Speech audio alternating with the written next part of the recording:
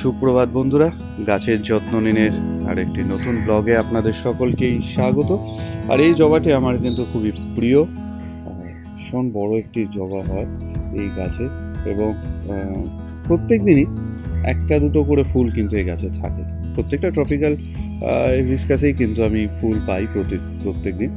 বেশিটা আমার পুজোর জন্য চলে যায়, কিন্তু একটা হলেও গাছে রাখা হয়।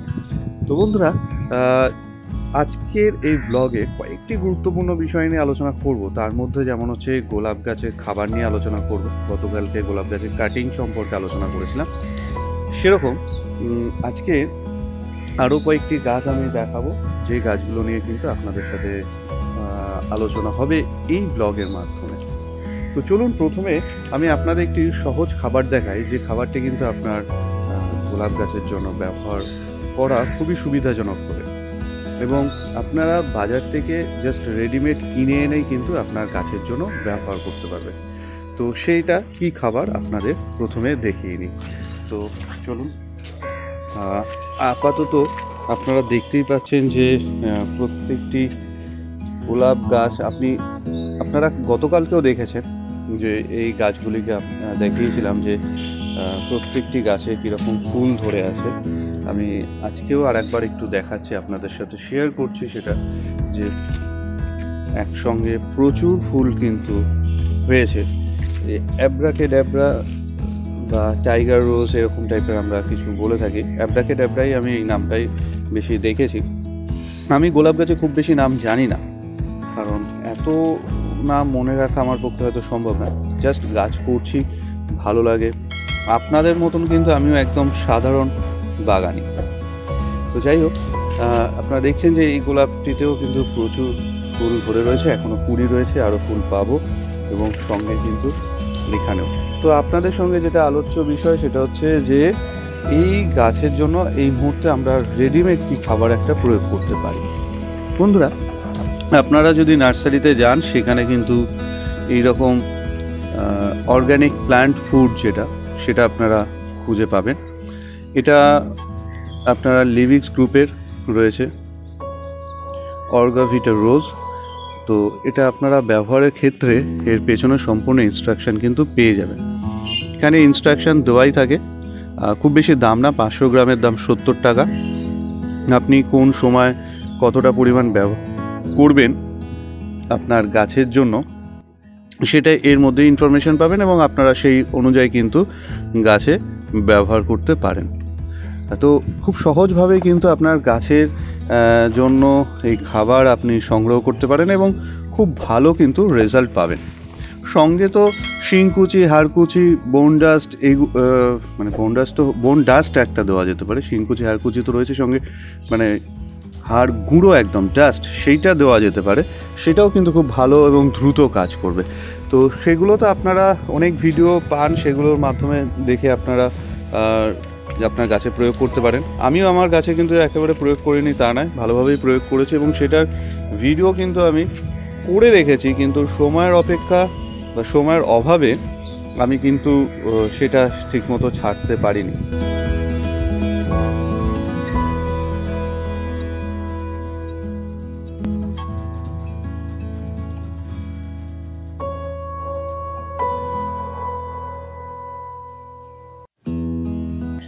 বন্ধুরা, এরপরে ফিরে আসি পিটুনিয়ার ক্ষেত্রে। পিটুনিয়াতে দেখছেন কীরকম ফুল হয়েছে। আমার কাছে কিন্তু ছোট বড় সব রকম, মানে এখনও সব রকম সাইজের পিটুনিয়া রয়েছে। তো যাই হোক, এখানেই বলি যে পিটুনিয়া এখন কিন্তু আস্তে আস্তে ফুল চলে আসছে এবং ফুল আসার পরে আপনাদের কিন্তু একটি গুরুত্বপূর্ণ বিষয় আপনাকে খেয়াল রাখতে হবে। সেটা হচ্ছে যে পিটুনিয়াতে ফুল হওয়ার পরে যে ফুলটা এইভাবে নুয়ে পড়ছে, সেই ফুলটিকে কিন্তু আপনি আর গাছে রাখবেন না, এটাকে আঙুল দিয়ে কেটে ফেলে দিন, নয়তো এর মধ্যে কিন্তু বীজ চলে আসবে। আর বীজ চলে এলে কিন্তু গাছের ফুলের সংখ্যাটা আস্তে আস্তে কমতে থাকবে। সুতরাং আপনারা কিন্তু গাছে বীজ আসতে দেবেন না। তো যে ফুলগুলি আপনার গাছে শুকিয়ে যাচ্ছে, সেটা কিন্তু একদম এইভাবে হাত দিয়ে কেটে দিন, কেটে গাছ থেকে বার করে দিন এগুলো। তা আপনাকে এই পিটুনিয়ার ক্ষেত্রে এটা গুরুত্বপূর্ণ দিক খেয়াল রাখতে হবে পিটুনিয়া গাছে খাবারের ক্ষেত্রে কিন্তু বন্ধুরা আপনারা জানেন প্রচুর ভিডিও রয়েছে আমাদের ইউটিউব চ্যানেলে, সেগুলো আপনারা দেখতে পারেন। এবং আমি খুব নর্মাল এর জন্য কেয়ার করি, আমি যে খুব বেশি এটার জন্য কিছু করেছি তা নয়। আমি আপনাদের খুব সংক্ষেপে সহজভাবে যদি বলি, সেটা হলো যে প্রথমত আমি মাটি যে প্রস্তুত করেছি তখন আমি একটা হালকা মিশ্র সার করে একবারে মাটির সাথে মিশিয়ে রেখেছিলাম, মজিয়ে রেখেছিলাম। তারপরে আমি এখানে ভার্মি কম্পোস্ট এবং কিছুটা গোবর সার, পুরনো গোবর সার, ভার্মি কম্পোস্ট মিলিয়ে আমি মাটির মিশ্রণটা তৈরি করি এবং সেই মাটিতে কিন্তু গাছ বসেছে। এছাড়া আলাদাভাবে এর মধ্যে অন্য কিছু দেওয়া নেই, শুধু খোল জল মাঝে মধ্যে অ্যাপ্লাই করি এবং খোল জলের সাথে প্রথম অবস্থায় একটু এনপিকে মিশিয়ে আমি ব্যবহার করেছিলাম। কিছুদিনের মধ্যে দেখলাম বেশ ভালোই গ্রোথ চলে এলো এবং ফুলও চলে এলো। তো আপনারা আপনাদের গাছের জন্য খুব পিটুনিয়ার ক্ষেত্রে যে খুব পরিশ্রম করতে হবে তা নয়, খুব সহজভাবেই কিন্তু আপনারা গাছ করতে পারেন এবং সেখানে প্রচুর ফুল আপনারা পেতে পারেন। তবে পিটুনিয়ার ক্ষেত্রে যেটা গুরুত্বপূর্ণ বিষয় সেটা আমার বলার আছে যে এই রকম চালি টব কিন্তু আপনার পিটুনিয়ার জন্য সব থেকে ভালো হবে। আমি যেখানে যে চালি টবে এই পিটুনিয়া লাগিয়েছি সেই প্রত্যেকটি চালি টবেই কিন্তু পিটুনিয়ার গ্রোথ অত্যন্ত সুন্দর। এখানে যদিও এই গাছটা খুব বেশি পুরনো নয়, নতুন। এখানেও যে একটি টব রয়েছে, সেই টবে আমার ওপাশে আরও আপনাদের দেখানোর চেষ্টা করছি। এখানে আরও পিটুনিয়া আমি বসিয়েছি, সেগুলো গ্রোথ হচ্ছে, খারাপ না। আসলে পিটুনিয়ার গ্রোথটা কিন্তু মানে পিটুনিয়ার যে রুট গ্রোথ সেটা খুব ডিপে না গিয়ে উপরেই কিন্তু ছড়িয়ে পড়ে। সেই জন্য আমাদের যত ফ্ল্যাট টব দিতে পারবো তত ভালো হবে। এই গাছটির গ্রোথও কিন্তু খারাপ না, ভালোইভাবেই তৈরি হচ্ছে। তবে আমি খুব দ্রুত এবং খুব ভালো গ্রোথ কিন্তু প্রত্যেকটি চালি টবের মধ্যেই পেয়েছি। দেখুন এখানেও কিন্তু গাছটা কত সুন্দর, খুব তাড়াতাড়ি ছড়িয়ে পড়ছে। এই গাছের জন্য খাবার বললাম আপনাদের যে খুব সহজ। আমরা খোল জল ব্যবহারের দিকে আমরা এটা থেকে এই গাছ পিটুনিয়া গাছের ক্ষেত্রে নজর দিতে পারি। একটু ডিএপিও দেওয়া যায়, মাটিতে আমরা ডিএপি একটু ছড়িয়ে দিই, সে গাছের রুট গ্রোথের ক্ষেত্রে কিন্তু খুব গুরুত্বপূর্ণ ভূমিকা থাকে ডিএপি। তো আপনারা ডিএপি সামান্য পরিমাণে ব্যবহার করতে পারেন। এ বিষয়ে প্রচুর ভিডিও আছে, আপনারা সেগুলো দেখুন, ফলো করুন এবং আপনাদের গাছে পিটুনিয়া গাছে সুন্দরভাবে গ্রোথ করে তুলুন। এবং এখন দাঁড়িয়ে কিন্তু আপনারা যখন পিটুনিয়া নেবেন তখন একটু গাছের যে টবে নেবেন সেই টবের মধ্যে ফুল আলা দেখেই নিতে পারেন। একটু বড় সাইজের গাছ নেবেন, অবশ্যই একদম ছোট গাছ নেবেন না, কারণ এখন কিন্তু ফুল এসে গেছে গাছে, মানে একদম ফুল শুরু হয়ে গেছে। পিটুনিয়া কিন্তু প্রত্যেকটি গাছে কিন্তু ফুল আসা শুরু হয়ে গেছে, দেখতেই পাচ্ছেন। তো বন্ধুরা এরপরে আমি কিন্তু আপনাদের সঙ্গে লঙ্কা গাছে, দেখুন আমার লঙ্কা গাছে কিন্তু সেরকমভাবে পাতা কুঁকড়ানো নেই, সেই অর্থে মানে লঙ্কা গাছে যে হারে পাতা কুঁকড়ায় সেভাবে কিন্তু আমার গাছে সেরকমভাবে পাতা কুঁকড়ে নেই। তো এই বিষয়ে আমি আপনাদের সাথে ভিডিও করেছি, কিন্তু এছাড়াও আমি আলোচনা করব আগামী দিনের ব্লগে।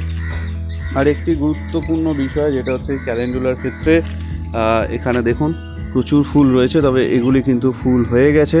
আমাকে এখন এগুলি এইখান থেকে কেটে দিতে হবে। আমি কিন্তু এই বীজ নেবো না। বীজ যখনই নিতে থাকবো তখন কিন্তু গাছে ফুল আসার সম্ভাবনাটা কমে যাবে। তো আমি সেই জন্য বীজ নেবো না, আমি এগুলোকে এখনই কেটে দেবো। যেহেতু আমি হাতে ক্যামেরা ধরে রয়েছি এবং সঙ্গে আপনাদের দেখাচ্ছি, সেহেতু এক হাতে কাজ করা যাবে না, তবে আমি এরপরে এটা কেটে দিচ্ছি।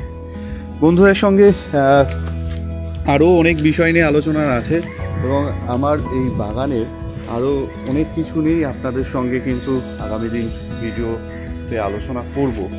পরপর এই গুড মর্নিং ব্লগটা চেষ্টা করবো আস্তে আস্তে কন্টিনিউ করার, আপনাদের সঙ্গে প্রতিনিয়ত যোগাযোগ রাখার এই গুড মর্নিং ব্লগের মাধ্যমে। আর যেটা বলার বিষয়ে, আপনাদের গতকালকে আপনাদের কাছে একটি প্রশ্ন রেখেছিলাম যে কে হতে পারে, যে কার ইন্সপিরেশনে আবার এই ইউটিউবে আমি ফিরে এলাম। তো আপনারা বেশিরভাগ লোকেই আশা করি গেস করেছেন, কারণ আমি যখন এই ভিডিওটি করছি তখনও পর্যন্ত কিন্তু সেই ভিডিওটি আপনাদের কাছে পৌঁছায়নি। তো আমি সেটা দেখে আজকে বললাম না, আমি আবার আগামীকাল অর্থাৎ রোববার দিন যে ব্লগটি করব সেখানে কিন্তু আমি অবশ্যই সেই আপডেট দেবো। সেই মানুষটির নাম আপনারা নিশ্চয়ই কমেন্ট বক্সে জানিয়েছেন বা জানাবেন, সেটা আমি দেখে আপনাদের জানাবো। তো আজকে একটি দিন আপনাদের কাছে সময় চেয়ে নিলাম তো এই উত্তরটি দেওয়ার ক্ষেত্রে, যেটি আগের দিনের প্রশ্ন ছিল। তবে আবার আমরা ফিরে আসবো। তো বন্ধুরা, যাই হোক, আমি কিন্তু এখানে আমার যে গাছপালা রয়েছে প্রত্যেকটি গাছের আমি আস্তে আস্তে আপডেট দেবো আপনাদের কাছে, এবং আরও বেশ কিছু নতুন গাছ কিন্তু এবারে করেছি, যেটা কুমড়ো গাছের মতো লম্বা কুমড়ো, সেটার নাম এক্ষুনি আমার মনে পড়ছে না। আমি আপনাদের এখানে ছোট গাছটি রয়েছে সেটা দেখাই জাস্ট। এই গাছটি কিন্তু বড় ওখানে রয়েছে এবং যথেষ্ট বড় সাইজের কুমড়ো কিন্তু ধরে গেছে, লম্বা কুমড়ো, লাউয়ের মতো, যেরকম লাউ লম্বা হয় বা সেরকম। আমি জাস্ট একবার একটু দেখিয়ে নিই। এই গাছেরও কিন্তু ভিডিও আপনাদের কাছে নিয়ে আসবো, এটার নামটা আমি আপনাদের পরে জানাবো। এবং এই গাছের ক্ষেত্রে যে সমস্যাটা হয়ে থাকে ছোটোখাটো, সরি মাফ করবেন, সেটা নিয়েও আপনাদের সঙ্গে আলোচনা হবে আগামী ভিডিও।